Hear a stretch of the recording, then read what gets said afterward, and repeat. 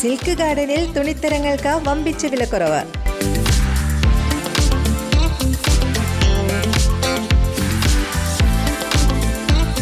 ഓണം പ്രമാണിച്ച് വസ്ത്രങ്ങൾ പകുതി വിലയ്ക്ക് ലഭിക്കുന്നു.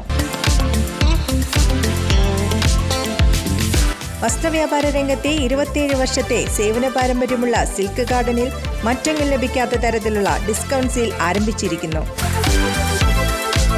സിൽക്ക് ഗാർഡനിൽ എപ്പോഴും തിരക്കാണല്ലോ എന്ന് ചോദിച്ചാൽ അതിനുള്ള ഉത്തരം ജനം പറയും. ഗുണമേന്മയും വിലക്കുറവുമുള്ള വസ്ത്രങ്ങൾ ലഭിക്കണമെങ്കിൽ സിൽക്ക് ഗാർഡനിൽ തന്നെ വരണം.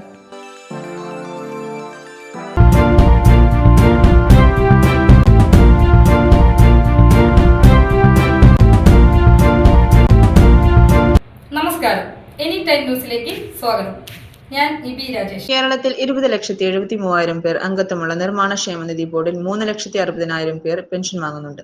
ഏകദേശം 13 മാസമായി ഇവർക്ക് പെൻഷൻ ലഭിച്ചിട്ടില്ല. കൂടാതെ 2022 മുതൽ പെൻഷൻ അപേക്ഷിച്ചവരിൽ ആയിരക്കണക്കിന് ആളുകൾക്ക് ഇതുവരെ പെൻഷൻ നൽകിയിട്ടില്ല.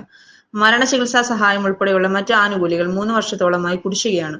ഓണത്തിന് മുൻപ് പെൻഷൻ കുടിശ്ശിക ഉൾപ്പെടെയുള്ള ധനസഹായം ഉടനെ നൽകണമെന്ന് സംസ്ഥാന സർക്കാരിന്റെ ധൂർത്ത് അവസാനിപ്പിക്കണമെന്നും അസംഘടിത ഫെഡറേഷൻ സംസ്ഥാന ജനറൽ സെക്രട്ടറി KN വിജയൻ സംസ്ഥാന സർക്കാരിനോട് ആവശ്യപ്പെട്ടു.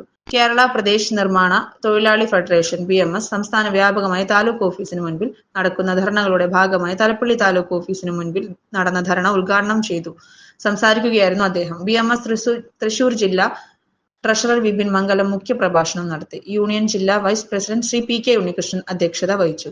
യൂണിയൻ ഭാരവാഹികളായ K Madhavan, PK Radhakrishnan, BMS Vadakkanchery മേഖല treasurer Vinod, PV, VC Sanal, T Somasundaran എന്നിവർ പ്രസംഗിച്ചു. News desk, any time news.